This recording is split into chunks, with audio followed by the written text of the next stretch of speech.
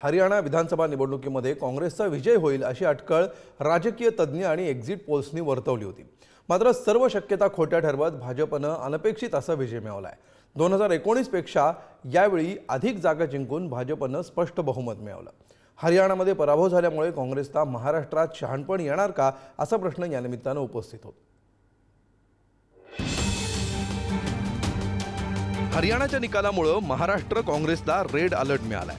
त्यामुळे हरियाणातील ठेचेनंतर काँग्रेसला महाराष्ट्रात शहाणपण येणार का, चुकांमधून महाराष्ट्र काँग्रेस शिकणार का, राज्यातील काँग्रेस नेते दुफळी मिटवून काम करणार का हे प्रश्न उपस्थित होत आहेत। मध्य प्रदेश विजयाचा आत्मविश्वास मात्र पराभव। राजस्थानमध्ये सत्ता गमावली, छत्तीसगडमध्ये सत्ता गमावली, हरियाणामध्ये विजयाचा आत्मविश्वास असूनही पराभव झाला। त्यामुळे महाराष्ट्रात काय होणार असा प्रश्न आहे। आज सगळ्यांना एक आनंद वाटले होता की अजून काउंटिंग चांगलं आहे। जम्मू काश्मीर आणि आपल्या हरियाणाचं अतिशय गुडघ्याला बाशिंग बांधून बसले होते, आमचं सरकार येणार, आमचं सरकार येणार। पार त्या हरियाणामध्ये सुपडा साफ झालाय काँग्रेसवाल्यांचा। निव्वळ काहीतरी आव आणतात, त्यांना काही करायचं नाही। कार्यकर्ता और जनता इस सरकार को बदलने की तैयारी पे बैठे हैं। ये जनता से चुने हुए सरकार नहीं है, तोड़ फोड़ करके सरकार बनाया है। प्रजातंत्र को इन्होंने खत्म किया है। महाराष्ट्र का सिचुएशन और हरियाणा का सिचुएशन अलग अलग होते हैं, इसलिए महाराष्ट्र का लोग महाविकास आघाड़ी को चुनेगा, हमारे साथ करेगा। लोकसभा निवडणुकीत महाराष्ट्रात काँग्रेसने जोरदार मुसंडी मारली। 2019 मध्ये अवघी एक जागा जिंकणाऱ्या काँग्रेसने यंदा थेट 13 जागांवर मजल मारली। मवियात सर्वाधिक जागांवर बाजी मारल्यामुळे काँग्रेस नेत्यांचा आत्मविश्वास चांगलाच वाढलाय। त्यामुळे काँग्रेस नेत्यांनी ठाकरेंच्या शिवसेनेसह शरद पवारांच्या राष्ट्रवादीवरही अप्रत्यक्षपणे दबाव टाकायला सुरुवात केली।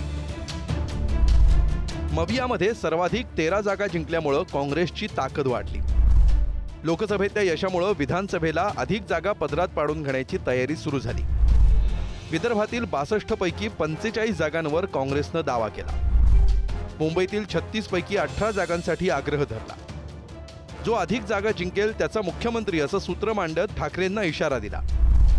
सत्तेचा पत्ता नसतानाही काँग्रेसचाच मुख्यमंत्री होईल अशी वक्तव्य केली। नाना पटोले, बाळासाहेब थोरात, विजय वडेट्टीवार यांच्यामध्ये मुख्यमंत्रीपदासाठीचा सुप्त संघर्षही दिसून आला। पण महाराष्ट्राची निवडणूक वेगळी आहे। महाराष्ट्रामधला 50 खोक्याचा विषय काही इतर कुठल्या राज्यात नव्हता। महाराष्ट्रामधले जे भ्रष्टाचार अगदी अंतिम चरणावर पोचलेला आहे, ही विशेष परिस्थिती महाराष्ट्रातली आहे। जेव्हा निवडणूक पुढच्या आठवड्यामध्ये घोषित होईल किंवा आचारसंहिता सुरुवात होईल, त्यावेळेला खरे मुद्दे पुन्हा पुढे घेऊन काँग्रेस आणि महाविकास आघाडी महाराष्ट्रात लोकांच्या समोर जाईल। पुढच्याच ठेच मागचा शहाणा अशी म्हण महाराष्ट्रात परिचित आहे, पण काँग्रेससाठी ही म्हण लागू होत नाही असं निकालांवरून दिसतंय।